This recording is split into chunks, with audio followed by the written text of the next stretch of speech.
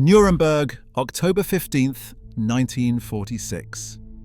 In a cell beneath the Palace of Justice, Hermann Göring bites down on a cyanide capsule just hours before his scheduled execution. The man who once commanded the Luftwaffe, orchestrated the plunder of Europe, and helped architect the Holocaust chooses his own end rather than face the hangman's noose. His death denies the world a final act of justice, but his crimes remain, a catalogue of atrocities so extensive that even among the Nazi leadership, he stands apart. This is the story of those crimes, from the first concentration camps to the systematic looting of nations, from the bombing of cities to the machinery of genocide. Hermann Göring joined the Nazi Party in 1922, a decorated fighter ace from the First World War seeking purpose in a defeated Germany. His military credentials and his charisma made him valuable to Adolf Hitler, who recognized in Göring someone who could lend respectability to the movement while possessing the ruthlessness necessary for what was to come. When Hitler became Chancellor in January 1933, Göring already held significant power as Minister without Portfolio and Commissioner of Aviation. More importantly, he controlled Prussia, the largest German state, which gave him command of the Prussian police force. He would use this authority to establish the machinery of terror that would define the Nazi regime. Within weeks of the Nazi seizure of power, Göring created the Geheime Staatspolizei, the secret state police that would become known simply as the Gestapo. On April 26, 1933, he formally established this organization, pulling it from the existing Prussian police structure and transforming it into an instrument of political repression answerable to no law but the will of the Nazi leadership. Göring appointed Rudolf Diels as its first chief and gave the Gestapo unlimited powers of arrest, detention, and interrogation. The organization could hold suspects indefinitely without trial, without charges, and without legal representation. Under Göring's direction, the Gestapo began rounding up political opponents, communists, socialists, trade unionists, and anyone who had spoken against the Nazis. The arrests happened at night, sudden and brutal. Families woke to find their doors broken down, men dragged from their beds, women and children left behind with no information about where their husbands and fathers had been taken. Many of those arrested simply disappeared. The Gestapo needed somewhere to hold these prisoners, somewhere beyond the reach of courts or public scrutiny. Göring provided the solution. In March 1933, he established the first official Nazi concentration camp at a disused munitions factory in Oranienburg, just north of Berlin. Unlike the later extermination camps, Oranienburg was designed for political prisoners, a place to break the opposition through torture, forced labor, and terror. The camp opened with several hundred prisoners, mostly communists and social democrats. Guards drawn from the SA and SS received explicit instructions that the normal rules of law did not apply within the camp's walls. They beat prisoners with rubber truncheons, forced them into stress positions for hours, denied them food and medical care, and subjected them to psychological torment designed to destroy their will to resist. Göring visited the camp personally in August 1933, inspecting the facilities and meeting with the commandant. He expressed satisfaction with what he saw. The message was clear. Opposition to the Nazi regime would result not in arrest and trial, but in indefinite detention, torture, and possible death. By the end of 1933, Göring had established several more concentration camps across Prussia, including Papenburg, Sonnenberg, and Columbia House in Berlin itself. Thousands of Germans passed through these camps in the regime's first year. Some were released after months of brutal treatment, sent back into society as broken warnings of what awaited those who resisted. Others never left. The exact number of deaths in these early camps remains unknown. Record keeping was deliberately poor, but witnesses who survived reported regular killings. Guards shot prisoners attempting to escape, beat others to death, and allowed still more to die from disease and malnutrition.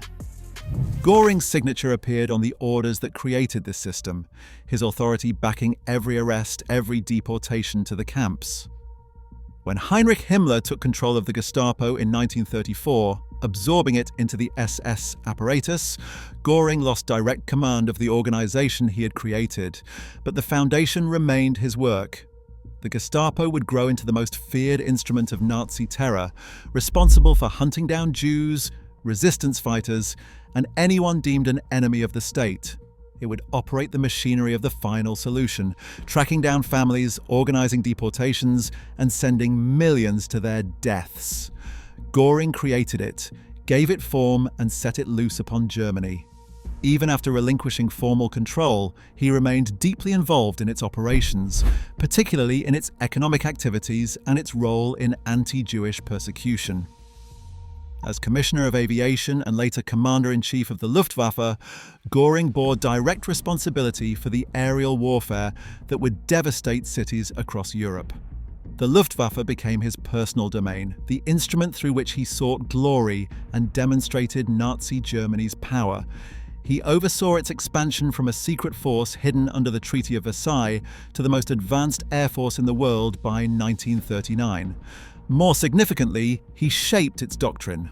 The Luftwaffe would not simply support ground operations, it would break enemy morale through the systematic bombing of civilian populations.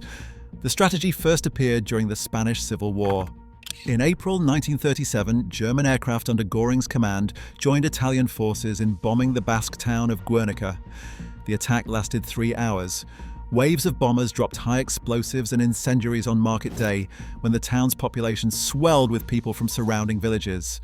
Fighter aircraft strafed civilians fleeing into the countryside. The bombing killed between 150 and 300 people and destroyed roughly 3/4 of the town's buildings. Göring later claimed the operation was a military necessity, targeting a bridge and rail junction, but the pattern of bombing, concentrated on the town centre and timed for maximum civilian presence, revealed the true purpose.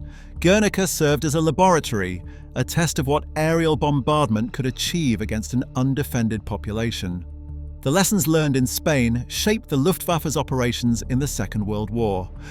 When Germany invaded Poland in September 1939, the Luftwaffe struck Warsaw repeatedly. The most devastating attack came on the 25th of September 1939, when more than 400 aircraft bombed the city in waves throughout the day and into the night. The attack deliberately targeted residential areas, hospitals, and churches. Göring himself issued the orders for the operation, designated as the largest air raid conducted to that point in the war. The bombing killed thousands of civilians and left vast portions of the city in ruins. When Warsaw surrendered on the 27th of September, Göring publicly celebrated the Luftwaffe's role in bringing the city to its knees. The bombing of Rotterdam on May 14, 1940 followed the same pattern. German forces had nearly surrounded the city and Dutch defenders refused to surrender. Göring authorized a massive air raid despite ongoing negotiations for the city's capitulation. The bombers arrived while German officers on the ground tried frantically to signal them to abort, but the attack proceeded. High explosives and incendiaries were destroyed across the entire medieval city centre, nearly 3 square kilometres reduced to rubble and ash. The bombing killed approximately 900 civilians and left 78,000 people homeless. The Netherlands surrendered the following day, the government concluding that further resistance would only result in the destruction of more cities. Britain faced the full weight of Göring's air strategy during the Blitz.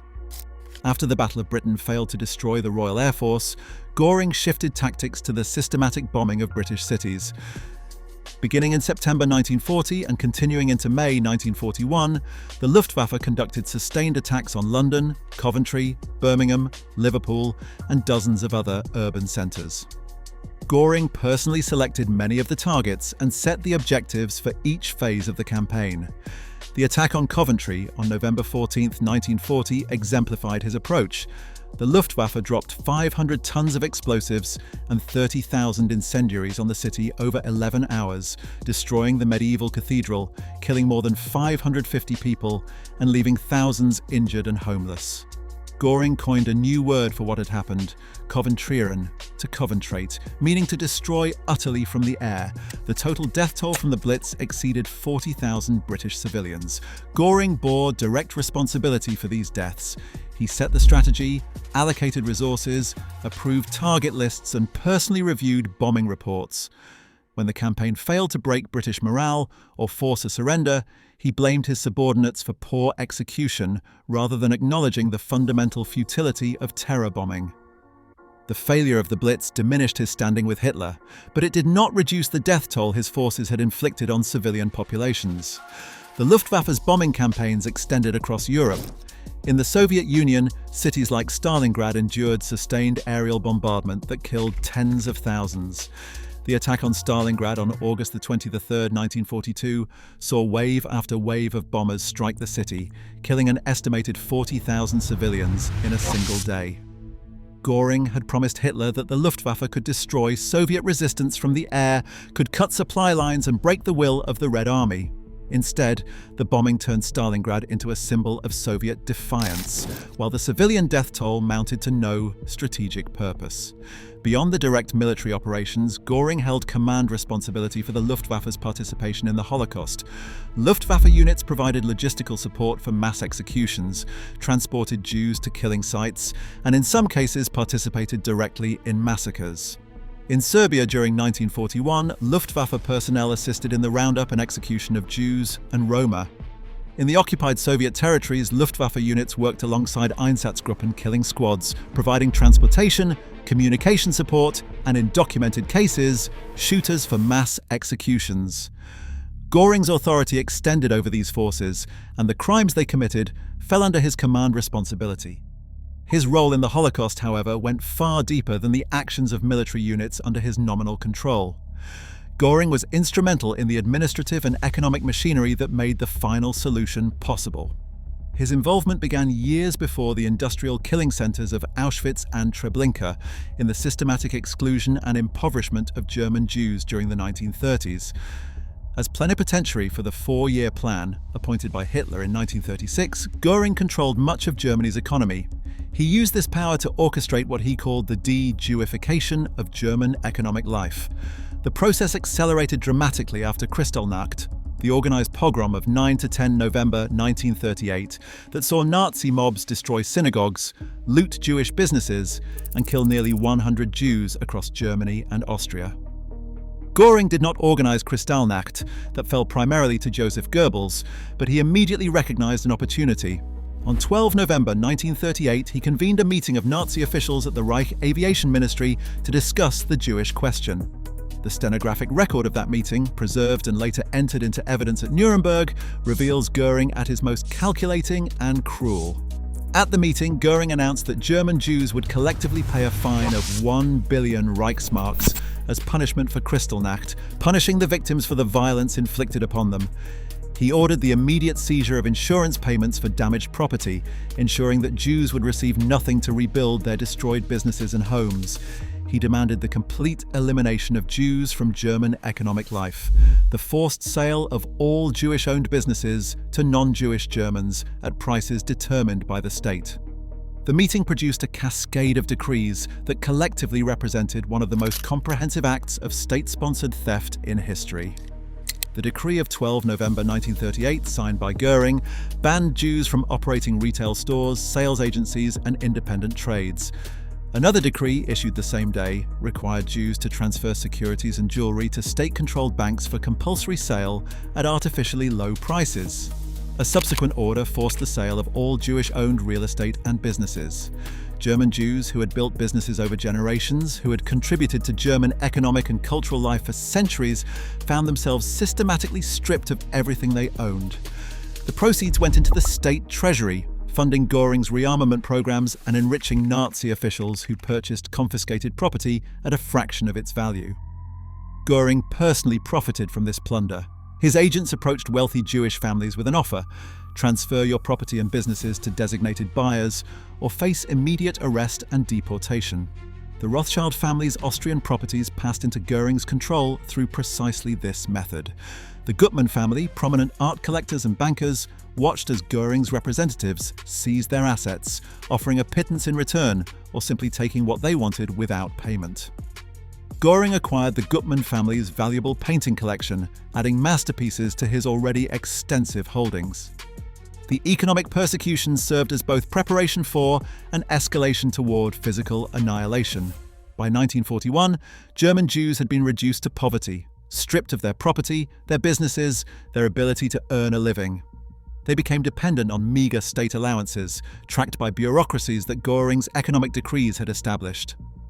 When the decision came to implement the final solution, the infrastructure was already in place: registries of names and addresses, inventory lists of property, administrative procedures for seizure and deportation. Göring's decrees had created a roadmap that the SS would follow to the gas chambers. On the 31st of July, 1941, Göring signed what historians recognize as the formal authorization for the final solution.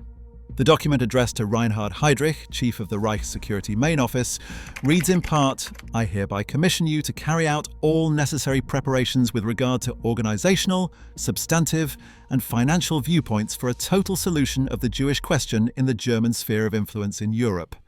The language was bureaucratic, deliberately vague, but its meaning was clear to those who received it. Göring authorized Heydrich to organize and implement the systematic murder of European Jewry. Göring would later claim at Nuremberg that he did not know the document authorized mass murder, that he believed it concerned deportation and resettlement. The evidence contradicts this claim. By July of 1941, Einsatzgruppen had already murdered hundreds of thousands of Jews in mass shootings across the occupied Soviet territories. Göring received regular reports on these operations. He attended conferences where the Jewish question was discussed in terms that made extermination clear. His claim of ignorance was a lie, one that the Nuremberg tribunal rejected when it found him guilty of crimes against humanity. The administrative role Göring played in the Holocaust extended to the logistics of deportation and murder. His office coordinated with the Reich Transportation Ministry to schedule trains for deportations. His economic agencies processed the confiscated property of murdered Jews. His subordinates in the 4-year plan apparatus participated in selecting locations for killing centers based on proximity to rail lines and availability of labor.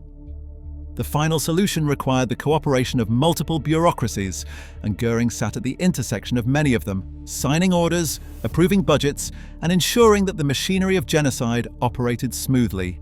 While millions died in ghettos, labor camps, and gas chambers, Göring lived in luxury that shocked even his fellow Nazi leaders. He accumulated a personal fortune through corruption and theft that made him one of the wealthiest individuals in Europe. His primary residence, Carinhall, named after his first wife, sprawled across 100,000 acres of forest north of Berlin. The estate featured a massive hunting lodge built in the style of a medieval castle, filled with looted art, gold, jewels, and antiquities. Göring employed a private staff of hundreds, servants, gamekeepers, curators, and guards who maintained the estate and catered to his every whim. The art collection at Carinhall represented centuries of European culture, stolen from museums, churches, and private collectors across the continent. As German forces conquered nation after nation, Göring dispatched art experts to identify valuable pieces. These agents operated under direct authorization from Göring himself, carrying documents that gave them access to museums, galleries, and private homes. They compiled lists of paintings, sculptures, tapestries, and antiquities, which Göring then reviewed, selecting pieces for his personal collection. The plunder of France exemplified his methods. After France fell in June 1940, Göring made multiple trips to Paris, establishing a special unit to loot art on an industrial scale. The Einsatzstab Reichsleiter Rosenberg seized works from the Rothschild family, the David Weil collection, and dozens of other prominent Jewish collectors.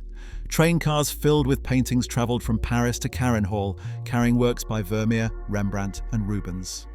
His agents compiled a catalogue listing more than 1,500 works in his possession, though the actual number likely exceeded 2,000 pieces.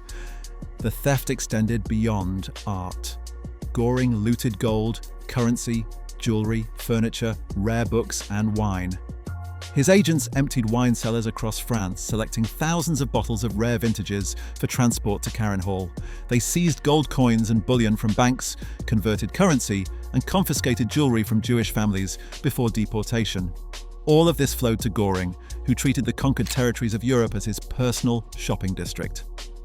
His lifestyle during the war years stood in an obscene contrast to the suffering he inflicted. While German civilians faced rationing, Göring hosted lavish banquets. While German soldiers froze in the Soviet winter, Göring paraded in elaborate uniforms of his own design, his corpulent figure a testament to excess in a time of total war.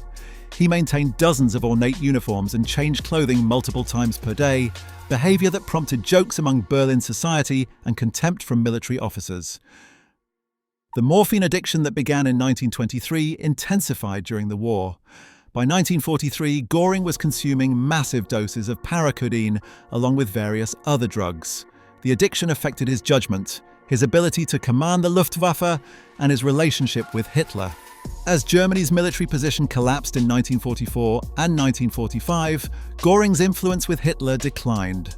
The Luftwaffe's failure to defend German cities from Allied bombing, its inability to support the Wehrmacht on the Eastern Front, and the catastrophic losses in aircraft and personnel all fell on Göring's shoulders. Hitler began excluding him from key meetings, relegating him to ceremonial roles while actual military decisions passed to others. Göring retreated further into the fantasy world of Hall, surrounding himself with looted luxury while the Reich crumbled.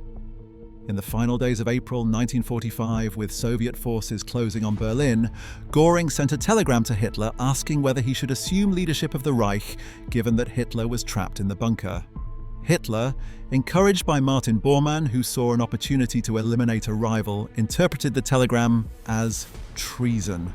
On April 23, 1945, Hitler stripped Göring of all ranks and offices and ordered his arrest.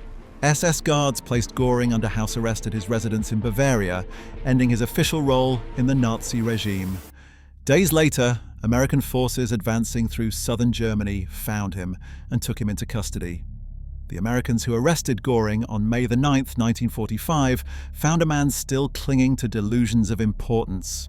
He expected to be treated as a head of state, to negotiate with Eisenhower as one military leader to another. Instead, he found himself processed as a prisoner of war, searched, photographed, and confined.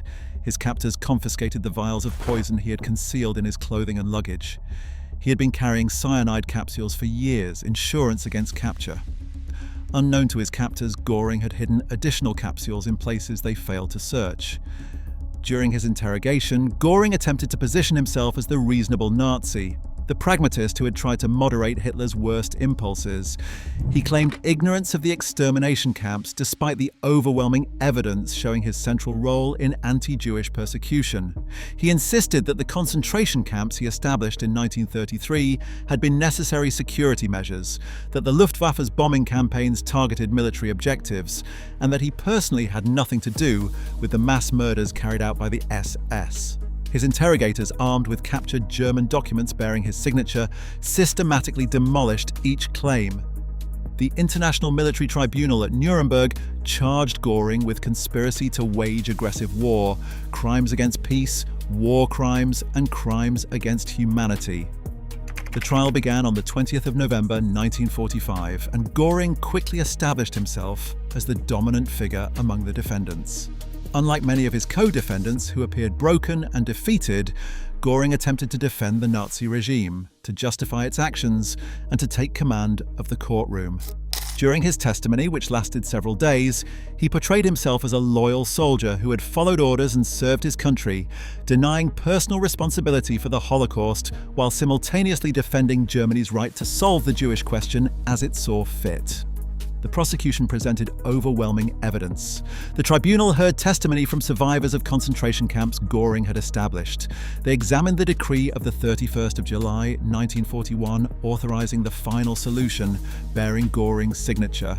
They reviewed transcripts of the 12th of November, 1938 meeting where Göring ordered the economic annihilation of German Jews. They documented the art theft, the corruption, the bombing campaigns, the establishment of the Gestapo.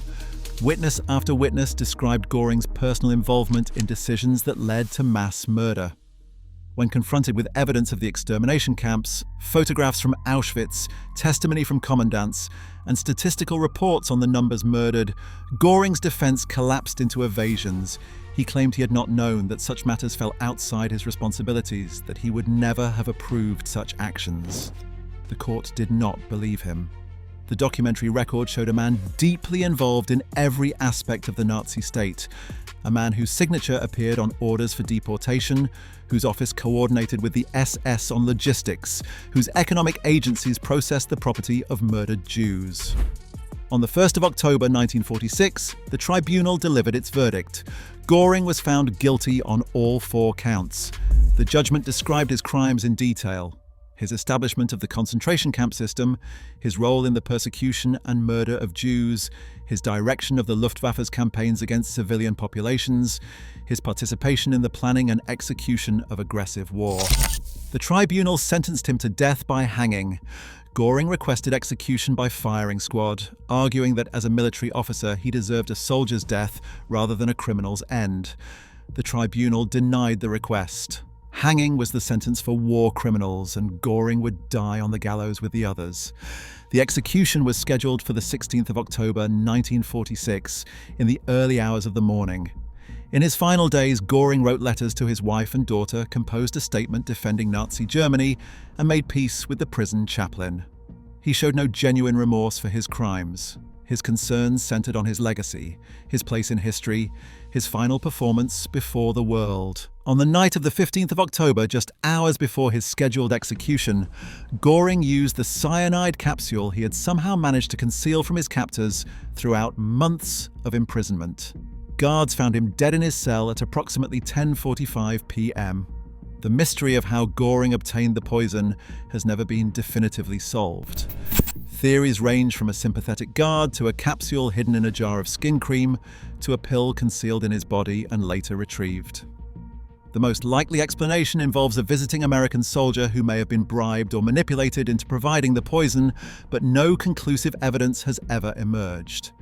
What remains certain is that Göring denied the Allies their final act of justice, choosing the manner of his death and escaping the hangman's noose. The body was photographed for identification, then cremated along with the other executed Nazi leaders. Their ashes were scattered in a river in Bavaria, ensuring that no grave or monument could become a shrine for future Nazi sympathizers. Göring's estate at Carenhall had already been destroyed. He had ordered its demolition before his arrest, and German engineers had dynamited the main buildings, reducing his palace of stolen luxury to rubble. The art collection, the gold, the jewels, all of it was gone, either destroyed, scattered, or seized by Soviet forces advancing through the area. The fate of the looted art became one of the great recovery projects of the post-war period. Allied investigators established the Monuments, Fine Arts and Archives program to locate and return stolen cultural property. They found thousands of pieces stored in salt mines, castles and warehouses across Germany and Austria. The recovery process took years, and many pieces remain missing to this day. Some families Göring robbed spent decades fighting for the return of their property. The heirs of Dutch art dealer Jacques Goudsticker finally recovered hundreds of paintings from Dutch state museums in 2006, more than 60 years after the theft. The Gutmann family continues to pursue claims for artwork stolen by Göring, tracking pieces through auction houses and museums worldwide. The concentration camps Göring established in 1933 evolved into the archipelago of death camps that defined the Holocaust. Oranienburg, his first camp, was later rebuilt as Sachsenhausen, where tens of thousands died. The administrative structure he created, the legal framework of unlimited detention without trial, the normalization of torture and murder, all of this became the foundation upon which the SS built the extermination system. Göring's claim that he bore no responsibility for Auschwitz and Treblinka because they were built after his direct involvement with the concentration camps ended, ignored the fact that those camps could not have existed without the infrastructure and precedent he established. The number of deaths attributable to Hermann Göring's crimes cannot be precisely calculated. The Holocaust claimed 6 million Jewish lives, and while Göring did not personally operate the gas chambers, his administrative authorization made the final solution possible. The Luftwaffe's bombing campaigns killed tens of thousands of civilians under his direct command. The concentration camps he established became the prototype for the extermination system. The economic persecution he orchestrated left hundreds of thousands vulnerable to deportations and massacres. Hundreds of thousands of forced laborers died in projects under his economic administration. Today, the preserved transcripts from Nuremberg stand as the permanent record of Göring's crimes. The documentary evidence creates an unbreakable chain linking him to atrocities across Europe. The testimony of survivors ensures that the human cost remains visible to history. His attempt to control his final moments changed nothing. The judgment stands guilty on all counts. The mechanisms he created, the secret police answerable to no law, the concentration camps operating beyond judicial oversight, the bureaucratic apparatus for state-sponsored theft, continue to serve as warnings. When Göring established the Gestapo in 1933, he created a template for authoritarian control. When he authorized the final solution in 1941, he demonstrated how bureaucratic language could facilitate mass murder. When he looted Europe's cultural heritage, he showed how easily occupation could serve personal greed. Hermann Göring's crimes were not the actions of a monster beyond understanding. They were the calculated decisions of an intelligent man who chose power and wealth over human decency. He understood the consequences of his orders. He saw the results of his policies. He chose to continue, to escalate, to expand the suffering. His final act of suicide was consistent with a life spent evading responsibility. He left behind a record of crimes so extensive that their full scope continues to emerge as archives open and survivors share testimonies. The man who commanded the Luftwaffe, who authorized the final solution, who established the first concentration camps, who looted an entire continent. He died caring only for himself, showing no remorse and accepting no responsibility.